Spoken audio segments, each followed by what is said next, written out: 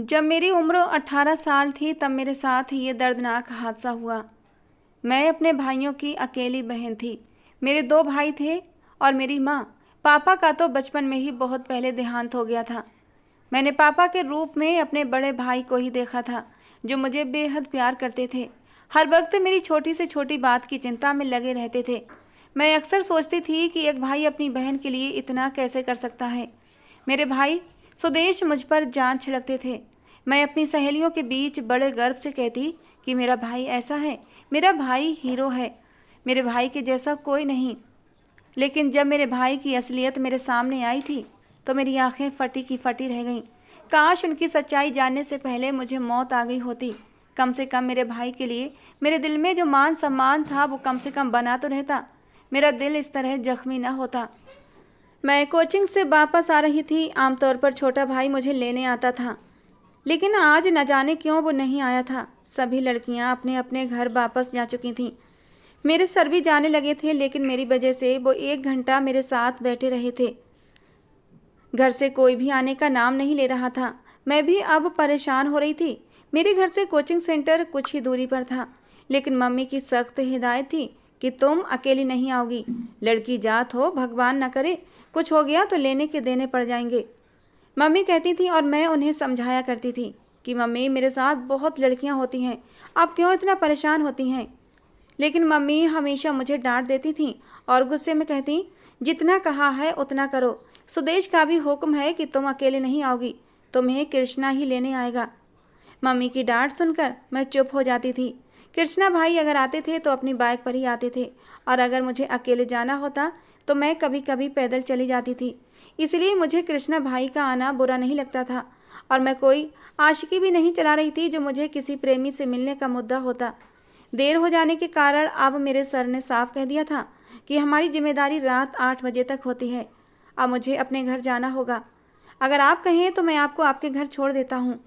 वो मेरी उम्र से कुछ ही साल बड़े थे। एक बार तो मेरे मन में ख्याल आया कि क्यों ना सर के साथ ही अपने घर चली जाऊँ, लेकिन फिर सोचा कि बेकार में सर को परेशान करने का क्या फ़ायदा। मेरा घर ज़्यादा दूर नहीं था, रिक्शा कर लेती तो आराम से निकल जाती। पैदल जाने में भी दिक्कत नहीं थी, लेकिन रात गहरी हो रही थी, इसलिए पैदल जाना सही नहीं लगा था।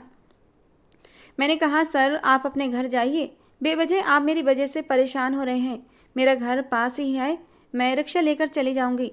उन्होंने 1-2 बार मुझे कहा भी, लेकिन मैंने उन्हें मना कर दिया और फिर चुपचाप अपने घर के रास्ते पर चल दी थी। हर तरफ सन्नाटा ही सन्नाटा था। जिस जगह हम रहते थे वहाँ ज़्यादा आबादी नहीं थी। रास्ते भर मुझे अजीब अजीब से ख्याल आ रहे थे। पहली बार आज मैं कोचिंग से अकेले घर जा रही थी, इसलिए डरना तो बनता था। मैं लगातार मन ही मन भगवान को याद कर रही थी, लेकिन मुझे नहीं पता था कि आज मेरे साथ क्या होने वाला है। मेरी पूरी दुनिया उजड़ने वाली थी। मेरी माँ जो हर वक्त मुझे समझाती थी कि आरती बेटा अकेले मत आना, ये समाज मर्दों का है, जहाँ औरतें अकेले जी नहीं सकती। मैंने अपनी माँ की बात ना मानकर आज कितनी बड़ी गलती की थी। माँ की बात मान लेती तो शायद मुझे ये भयानक रात का सामना न करना पड़ता। सर से ही लिफ्ट ले लेती तो कम से कम वो सुरक्षित मुझे मेरे घर तक पहुँचा देते। मैंने जल्दबाजी में बहुत गलत फैसला ले लिया था अकेले घर आने का। मुझे नहीं पता था कि शायद मैं बहुत बड़ी बेवकूफ़ी थी। अचानक ही मेरे सामने 2 गाड़ियाँ आकर रुकी थीं और मेरी सांस अटक गई थी। मुझे खतरे की आहट महसूस हो रही थी। मैं मन ही मन सुदेश भाई और कृष्णा भाई को पुकार रही थी। यही 2 तो मेरे रक्षक थे, लेकिन आज न जाने ये रक्षक कहाँ थे। मैं जोर जोर से रोने लगी। अब एक लड़के ने आकर मेरा बाजू दबोच लिया था। वे लोग न जाने कौन थे जो मुझे खींचकर गाड़ी में डाल चुके थे। मैं बहुत मचली, रोई, लेकिन उन्होंने मेरी एक न सुनी और मुझे ले जाने लगे। गाड़ी में भी मैंने बहुत शोर मचाया, लेकिन वो चारों लड़के कान बंद किए बैठे थे। मुझे कुछ समझ नहीं आया कि ये मेरे साथ क्या हो रहा है। मैंने मन ही मन ठान लिया था कि मैं यहाँ से निकलने की कोशिश करूँगी, और फिर मैंने गाड़ी का दरवाज़ा खोलकर बाहर निकलने की कोशिश भी की, क्योंकि मैं इतनी नासमझ नहीं थी कि ये ना जान पाती कि ये लड़के मेरे साथ क्या करना चाहते हैं। लेकिन मुझे नहीं पता था कि आज मेरे सामने कौन सी सच्चाई आने वाली थी और मेरी ज़िंदगी कैसे बर्बाद होने वाली है। वे लोग मुझे एक बंगले में ले आए। मैं जारो कतार रो रही थी, उनसे विनती कर रही थी कि मुझे घर छोड़ दो। मेरी मम्मी परेशान हो रही होंगी। सुदेश भाई तुम लोगों को माफ़ नहीं करेंगे। वो तुम सबका खून कर देंगे। लेकिन वो लोग सुनने को तैयार ही नहीं थे। बंगले में गाड़ी रुकते ही दो औरतें आईं और मुझे खींचकर बंगले के अंदर ले गईं, जबकि वो बंगला अपनी कीमत खुद बता रहा था। उसका लॉन्ज ही इतना बड़ा था कि एक पल को मैं उसे देखकर हैरान रह गई थी। वो बंगला नहीं बल्कि कोई महल था। वे औरतें मुझे लाकर लॉन्ज के सोफे पर बैठने का इशारा कर चुकी थीं। मेरे हाथ पैर ठंडे होने लगे थे। मैंने एक औरत का हाथ पकड़ा और उसकी ओर देखते हुए कहा, आंटी, मुझे मेरे घर जाना है। मेरे घर वाले परेशान हो रहे होंगे। मेरी मम्मी शुगर की मरीज हैं। भगवान के लिए मुझ पर रहम खाइए। मेरे सुदेश भाई आप सबको नहीं छोड़ेंगे।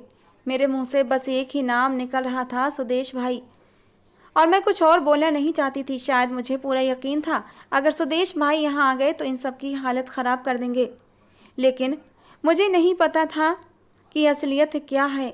वो दोनों औरतें मेरे पास ही खड़ी थीं। मुझे लगा कि ये लोग मुझे यहाँ बैठाकर चले जाएंगे और मैं मौका देखकर यहाँ से भाग जाऊंगी। लेकिन ये मेरी बहुत बड़ी भूल थी। उन लोगों ने मुझे एक पल के लिए भी अकेला नहीं छोड़ा था। समय बीत रहा था और कोई और आने का नाम नहीं ले रहा था। मैं उन औरतों से कई बार पूछ चुकी थी, मुझे यहाँ क्यों लाया गया है, आप लोग कौन हैं? लेकिन वो चुप थीं। किसी ने एक शब्द भी नहीं कहा था। ऐसा लगता था जैसे बोलने पर उन्हें टैक्स लग जाता। मैं काफ़ी देर से रो रही थी।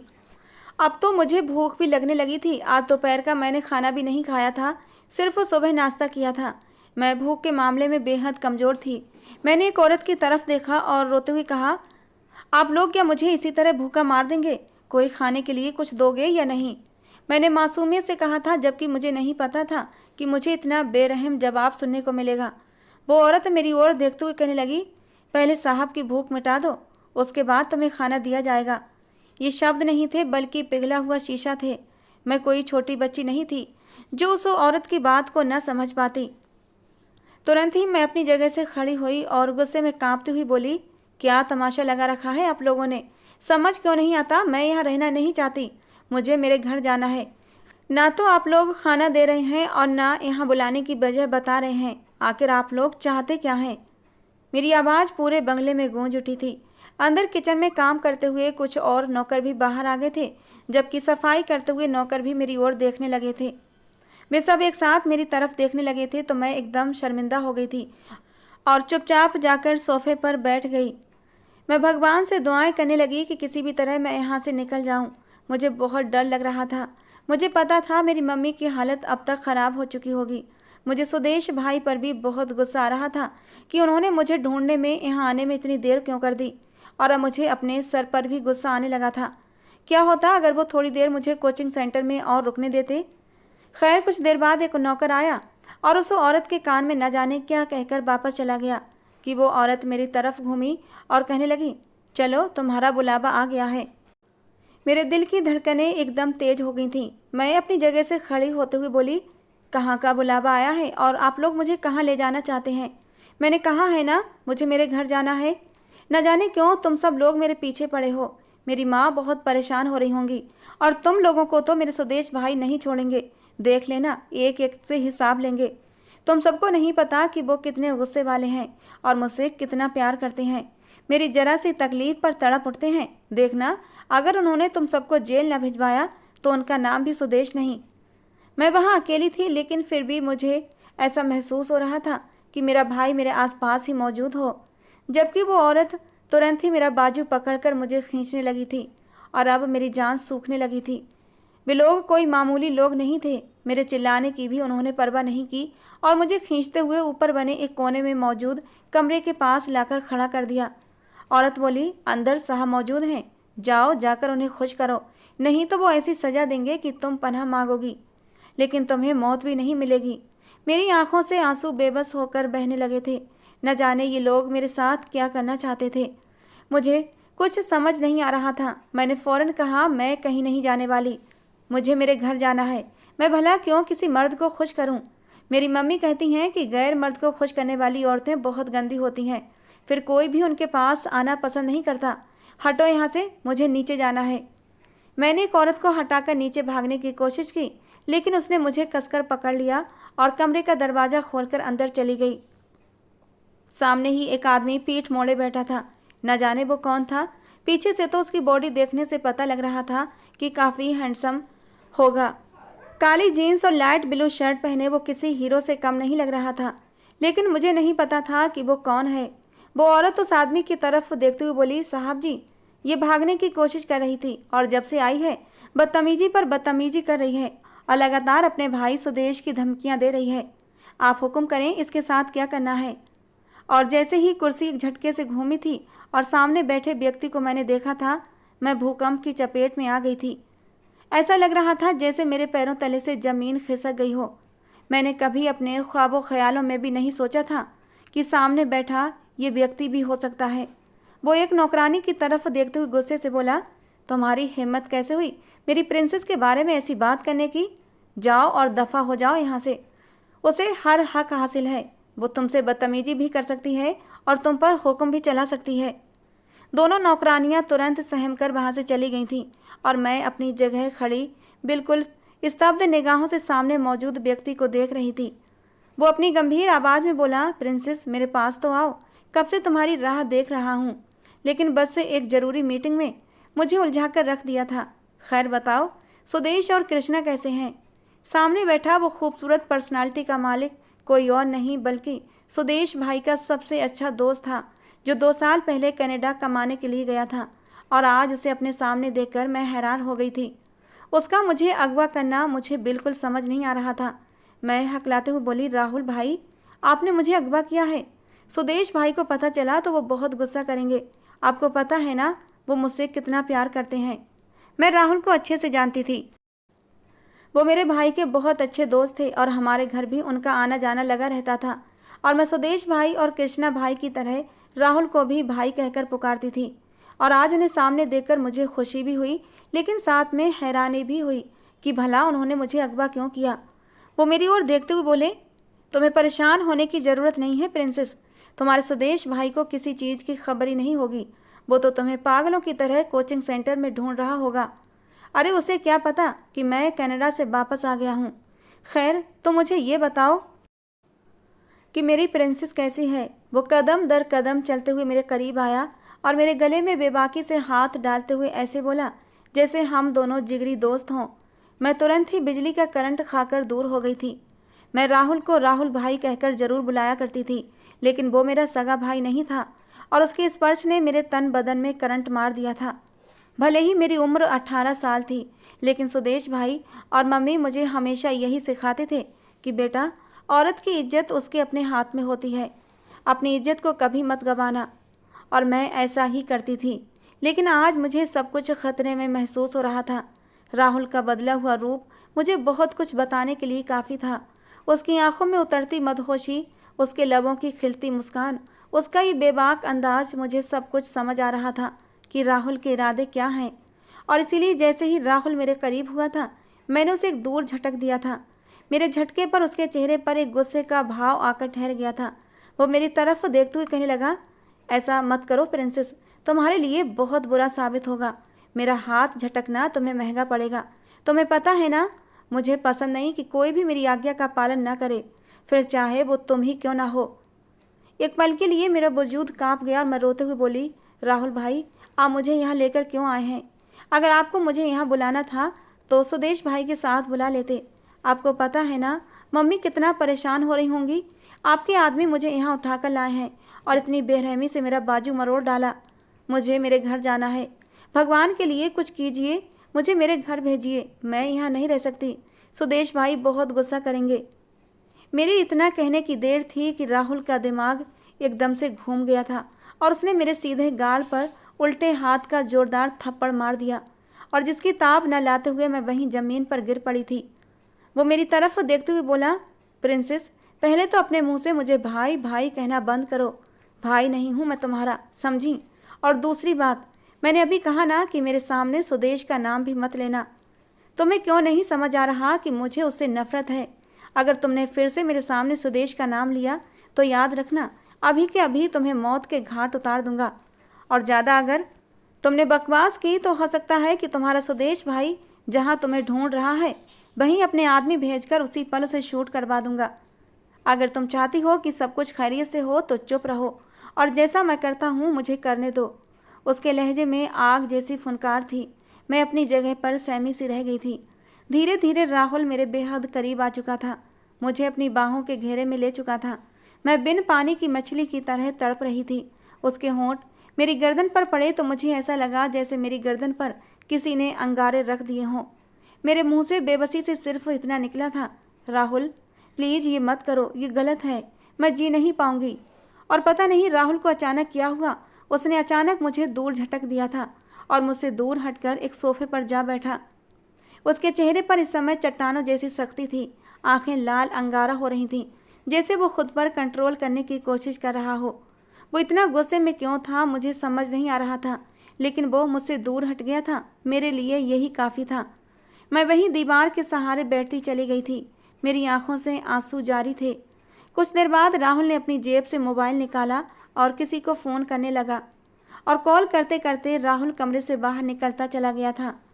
आज से पहले मैंने राहुल का ऐसा रूप नहीं देखा था। वो जब भी हमारे घर आता था तो बहुत ही नरम लहजे में मुझसे बात करता था और प्रिंसेस प्रिंसेस बोलकर उसका मुंह नहीं थकता था। लेकिन आज उसका प्रिंसेस कहना मुझे जहर से भी बुरा लग रहा था। मेरा दिल खून के आंसू रो रहा था। मुझे बहुत कुछ गलत होता महसूस हो रहा था। हैरानी तो मुझे राहुल की इस बात पर हुई थी कि वो सुदेश भाई से नफरत करता है। जबकि वो कनाडा जाने वाला था तब वो भाई के गले लगकर खूब रोया था और यही कह रहा था, सुदेश मैं तुम्हारे बिना कैसे रहूँगा। और यही हाल मेरे सुदेश भाई का भी था, उनके भी आंसू नहीं थम रहे थे।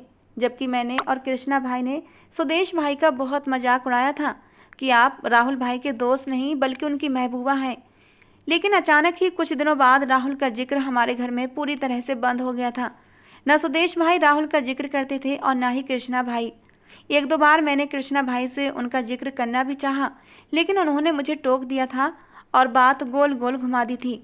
मेरे लिए भी वो ज़्यादा अहमियत के नहीं थे। बस सुदेश भाई के रिश्ते से मैं राहुल से मुलाकात कर लेती थी और हंस बोल कर बात कर लेती थी। लेकिन जब भाइयों ने राहुल के बारे में बात करना छोड़ दिया तो मैंने भी उसे बहुत जल्दी भुला दिया था। और आज 2 साल बाद उसका सामने आना, फिर सुदेश भाई से नफरत का इजहार करना, मुझे थप्पड़ मारना, मुझे अगवा करना, ये सब कुछ मुझे हैरान कर रहा था। मैं अभी इन्हीं सब चीज़ों के बारे में सोच रही थी कि 2 लड़के एक पंडित को लेकर कमरे में दाखिल हुए थे। इस बार मेरे हाथ पांव ठंडे पड़ने लगे थे। पंडित जी को देखकर मेरे दिमाग में जो ख्याल आया था उसने मुझे झंझोड़ कर रख दिया था। मैं ऐसे कैसे राहुल से शादी कर सकती थी, वो भी इस तरह कि राहुल मुझे किडनैप करके लाया था और अब ज़बरदस्ती मुझसे शादी कर रहा था। मैं राहुल की तरफ देखते हुए बोली, राहुल भाई आप ये क्या कर रहे हैं, क्यों मेरी ज़िंदगी को नर्क बना रहे हैं। सुदेश भाई मुझसे कितना प्यार करते हैं, वो गलतफहमी का शिकार हो जाएंगे, प्लीज़ मुझे जाने दें।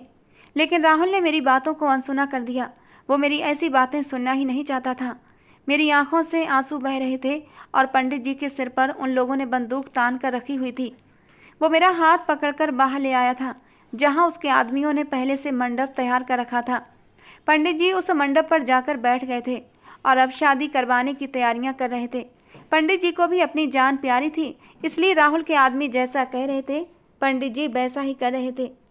राहुल ने एक झटका देकर मुझे मंडप में बिठा दिया था और मेरे बराबर में भी आकर बैठ गया था। कहने लगा, पंडित जी शुरू करें। वो मुझसे डरते डरते शादी के मंत्र दोहरा रहे थे। मैंने फ़ौरन ही नाम में सिर हिलाते हुए कहा, मैं किसी भी ऐसे इंसान से शादी नहीं करूँगी जो मेरे भाई से नफरत करता हो, जिसने मुझे अगवा किया हो, जो मेरी फैमिली का ख्याल न करता हो। अरे तुम्हें मेरे परिवार वालों ने कितना मान दिया, अपनापन दिया था, और तुम मेरे साथ ये घटिया काम कर रहे हो। तुम एक बहुत ही नीच गिरे हुए इंसान हो। अगर तुम्हें मुझसे शादी ही करनी थी तो तुम सीधे तरीके से भी मेरा हाथ मेरी माँ से मांग सकते थे, लेकिन नहीं, तुमने अपने घटियापन का सबूत दिया है मुझे उठवाकर और मेरे साथ ज़बरदस्ती करके। मुझे मेरे घर जाना है, मुझे ये शादी वादी नहीं करना है। मैं रोते हुए एक ही बात दोहराती जा रही थी, लेकिन मेरी बात सुनते ही राहुल गुस्से में आ गया था। वो उठकर खड़ा हुआ और फिर राहुल का एक और ज़ोरदार थप्पड़ मेरा कान सुन कर गया था। मैं हैरान निगाहों से राहुल को देख रही थी। आज से पहले कभी ऐसा नहीं हुआ था और अचानक उसका इतना सख्त रिएक्शन मुझे रुलाने के लिए काफ़ी था। मैं फूट फूट कर रो रही थी, लेकिन उसके बाद भी मैं शादी के लिए राज़ी नहीं हो रही थी। मैंने एक तूफ़ान मचा रखा था। चीख चीख कर मैंने पूरे घर को सर पर उठा रखा था और जब मैंने किसी तरह राहुल के काबू में नहीं आई तो उसने मुझे 2 थप्पड़ और मारे थे। और इसके बावजूद भी मैंने कहा था कि मैं तुमसे शादी नहीं करूँगी। तुम एक घटिया, गिरे हुए, बदतमीज इंसान हो। तुम्हें औरत की इज्जत करना नहीं आता। तुम जैसे इंसान के साथ मैं पूरी ज़िंदगी कैसे गुजार सकती हूँ। लेकिन जब अचानक उसने मेरी कनपट्टी पर बंदूक रखी थी तो मुझे डर लगने लगा और मैंने चुपचाप अपना सिर झुका लिया था। मैंने अपने सारे अधिकार राहुल के नाम कर दिए थे। शादी संपन्न होने के बाद वो सोफे पर ऐसा बैठा मुस्कुरा रहा था जैसे वो किसी सल्तनत का शहजादा हो और उसने कोई जंग जीत ली हो। मैं उसकी ओर देखते हुए बोली, भगवान तुम्हें कभी खुश नहीं रखेगा। जिस तरह तुमने मुझे बर्बाद किया है उसी तरह तुम भी बर्बाद हो जाओगे। अब भगवान के लिए राहुल, मुझे मेरे घर छोड़ आओ। क्यों मेरी ज़िंदगी को नर्क बना रहे हो। वो उठकर मेरे करीब बैठा और अचानक ही मुझे बाजू से दबोचते हुए बोला, तुमसे ज़बरदस्ती शादी इसलिए थोड़ी की है कि तुम्हें घर छोड़ आऊँगा। जिस मकसद से की है वो तो मैं पूरा करके ही दम लूँगा। सुदेश ने जितनी तकलीफ मुझे पहुँचाई है उतनी ही मैं अब उसे पहुँचाऊँगा। और जब उसे पता चलेगा कि उसकी जान से प्यारी बहन मेरे अधिकार में आ चुकी है तो देखना मेरी जान उसकी क्या हालत होगी। ये कहते हुए उसने मुझे अपनी बाहों में उठा लिया था और कमरे की तरफ लेकर चल दिया। मैंने लाख हाथ पैर मारे लेकिन उसकी मजबूत बाहों से निकल नहीं पाई थी। वो कहने लगा, प्रिंसेस इतनी मेहनत बेकार है। तुम बहुत ही नाजुक हो। ज़्यादा जोर लगाओगी तो कहीं शीशे की तरह टूट ना जाओ, क्योंकि मेरी मजबूत बाहों से निकलना तुम्हारे लिए नामुमकिन है। वो मुझे कमरे में लाकर कमरे का दरवाज़ा अंदर से बंद कर चुका था और मुझे बेड पर लाकर बिठा दिया। उसके इरादे जानकर मेरे होश उड़ चुके थे। अब वो अपनी शर्ट के बटन खोल रहा था। आंखों में छाई मदहोशी मेरी जान लेने के लिए काफ़ी थी। कहने लगा, my sweet heart, my princess, सारी परेशानियां, सारे डर अपने दिमाग से निकाल दो और बस आज के ये खूबसूरत पल महसूस करो। ये कहते हुए वो मेरे करीब आया था और धीरे धीरे अपनी सारी हदें पार करता चला गया। मैं रोती रही, सिसकती रही, लेकिन उसने मेरी एक भी फरियाद नहीं सुनी थी। वो पति होने के सारे हक पूरे कर रहा था, जबकि मैं अभी इन सब चीज़ों के लिए बिल्कुल तैयार नहीं थी। और रात के 1 बजे वो मुझे कार में बिठाकर मेरे घर की ओर लेकर चला था। मैं रास्ते भर रोती रही थी। अब मुझे घर जाना बिल्कुल बेकार लग रहा था। मेरी इज्जत खराब हो चुकी थी, लेकिन मुझे एक भरोसा था कि मेरे भाई मुझे कभी नहीं ठुकराएंगे। मेरे साथ कुछ भी हो जाए वो हमेशा मेरे साथ खड़े रहेंगे। लेकिन मुझे ये नहीं पता था कि मेरे भाई इतनी जल्दी बदल जाएंगे। हम वहाँ पहुँचे तो बाहर ही मेरे दोनों भाई परेशान बैठे थे। सुदेश भाई ने जब मुझे कार से उतरते देखा तो भागकर मुझे अपने सीने से लगा लिया। कहने लगे, आरती गुड़िया कहाँ चली गई थी? हम सब कितना परेशान हो गए थे। मेरी सिसकियाँ और भी तेज होने लगी थीं। कृष्णा भाई भी मेरे पास आ गए थे। उन दोनों को देखते ही मैं फूट फूट कर रो पड़ी थी। लेकिन जैसे ही सुदेश भाई की नज़र राहुल पर पड़ी, उन्होंने एक झटके से मुझे खुद से दूर किया था। हम इस समय गली में खड़े थे। कृष्णा भाई ने फौरन ही मामला संभाल लिया और मेरा हाथ पकड़कर घर के अंदर ले गए। साथ में राहुल को भी आने की दावत दी थी। सुदेश भाई भी गुस्से में घर आ चुके थे। सामने ही मेरी माँ परेशान सी घर में टहल रही थी, शायद मेरे आने की दुआएं कर रही थीं। माँ को देखते ही मुझे एक बार फिर से रोना आ गया था और मैं उनके गले लगकर फूट फूट कर रो दी थी। सुदेश भाई ने घर में आते ही राहुल का गिरेबान पकड़ लिया था और गुस्से से दहाड़ते हुए बोले, क्या किया है तूने मेरी बहन के साथ? बता, ये तेरे साथ कैसे आई है और ये रो क्यों रही है? राहुल, मैं तेरी जान ले लूँगा अगर मुझे पता चला कि तूने मेरी बहन के साथ कुछ उल्टा सीधा किया है। राहुल बहुत ठंडे लहजे में बोला, मैंने ज़्यादा कुछ नहीं किया है, बस तेरे साथ वही किया है जो तूने मेरे साथ किया था। और इतना सुनना था कि सुदेश भाई के चेहरे पर पसीने की बूंदें चमकने लगी थीं। उनका पूरा शरीर कांपने लगा था। कांपते हुए वो सोफे पर गिर गए थे और मेरी तरफ बेयकीन नज़रों से देखने लगे। सुदेश भाई की हालत देखकर राहुल ने एक जोरदार कहकहा लगाया था। कहने लगा, अपनी बहन के ऊपर बात आई तो तेरे पसीने छूट गए?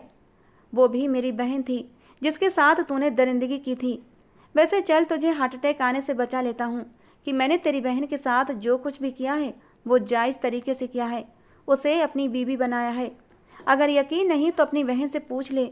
मेरी मोहब्बत में गिरफ्तार होकर मेरे साथ मेरे घर गई थी।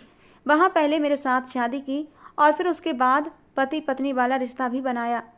कृष्णा भाई और सुदेश भाई की आंखों में खून उतर आया था। उन दोनों ने गुस्से में राहुल का गिरेबान पकड़ लिया और मैं अपनी माँ के आंचल में छुप गई थी। सुदेश भाई गुस्से से दहाड़े और बोले, तूने ऐसा क्यों किया राहुल? मेरी बहन कभी भी तेरे साथ नहीं जा सकती और ना ही अपनी मर्जी से तुझसे शादी कर सकती है। तू जानता है ना मेरी बहन कितनी मासूम है। हमारी दुश्मनी में तू इसे बीच में क्यों लाया? राहुल ने फौरन उनका हाथ झटकते हुए कहा, जिस तरह तूने अपनी दुश्मनी में मेरी बहन को अपनी दरिंदगी का निशाना बनाया था, उसी तरह मैंने तेरी बहन को बना लिया। चल, मैंने तो आरती को इज्जत के साथ अपने बिस्तर तक लाया हूँ, लेकिन जो तूने किया था वो तो बर्दाश्त करने के लायक नहीं था। तेरी अपनी बारे में क्या राय है? मैं हैरान होकर कभी सुदेश भाई को देखती तो कभी राहुल को देख रही थी। कृष्णा भाई भी पीछे हो गए थे। शायद ये इन दोनों दोस्तों का कोई मामला था जिसमें मुझे घसीटा गया था। सुदेश भाई राहुल की तरफ देखते हुए बोले, जो भी था, चल मेरी बहन को अपनी ज़िंदगी से बाहर निकाल। मैं तुझ जैसे नीच इंसान के साथ अपनी बहन की शादी नहीं कर सकता। मेरा दिल एकदम से धड़कना भूल गया था। शादी के बाद तलाक का दाग मैं बर्दाश्त नहीं कर सकती थी और यही मेरी माँ का इरादा था। वो फौरन ही उन दोनों के बीच में आ गई थी और गुस्से से बोली, सुदेश चुप हो जाओ, जो होना था वो हो चुका है। तुम भी कम नहीं थे, उसने भी तुम्हें सूद समेत तुम्हारा कर्ज लौटा दिया है। मैंने क्या कहा था तुमसे? जो इंसान गलत होता है और पाप का कर्ज आपको आपके घर से ही चुकाना पड़ता है। अब चुप हो जाओ। जो गलती तुम कर चुके हो ना, तुम्हारी बहन ने उसका खमियाजा भुगत लिया है। मैं स्तब्ध निगाहों से कभी माँ की बात सुन रही थी तो कभी सुदेश भाई की। मैं फौरन ही उनके पास आई और अविश्वास भरे लहजे में बोली, आप लोगों की बातों का मतलब मैं नहीं समझ पा रही। माँ, आखिर आप लोग कहना क्या चाहते हैं? सुदेश भाई, और वो भी गुनाह? आखिर कैसे? मेरे मुंह से अविश्वास भरे शब्द निकले थे, जबकि सुदेश भाई तुरंत ही नाम में सिर हिलाते हुए बोले, छोटी, तुम अपने कमरे में जाओ। मैंने ऐसा कुछ नहीं किया है। इन सबको गलतफहमी हुई है। मुझे पता है कि तुम्हारा इसके साथ कोई इश्क नहीं है। इसी इंसान ने तुम्हें बहकाया होगा। लेकिन मैं तुरंत बोली, सुदेश भाई, मैं आपसे बहुत प्यार करती हूँ, लेकिन ये सब आप क्या कहना चाहते हैं मुझे बताएं तो सही। और फिर जो बातें मुझे राहुल ने बताई थीं, उसके बाद मेरा पूरा वजूद जलजलों की जद में आ गया था और इस बात पर मुहर सुदेश भाई की झुकी हुई निगाहों ने लगाई थी। राहुल कहने लगा, मेरे कनाडा जाने के बाद तुम्हारा भाई सुदेश पीछे से मेरे घर आया था। आप सबको तो मालूम है ना कि मेरे पापा का देहांत बहुत पहले हो चुका है। मेरे अलावा मेरा कोई भाई भी नहीं था। मैं सुदेश को ही अपना बड़ा भाई मानता था और उसके जिम्मे ही मैंने अपने घर की जिम्मेदारी छोड़कर गया था। मैं समझा था कि मेरी बहन को बहन की निगाहों से देखेगा, बिल्कुल अपनी गुड़िया की तरह।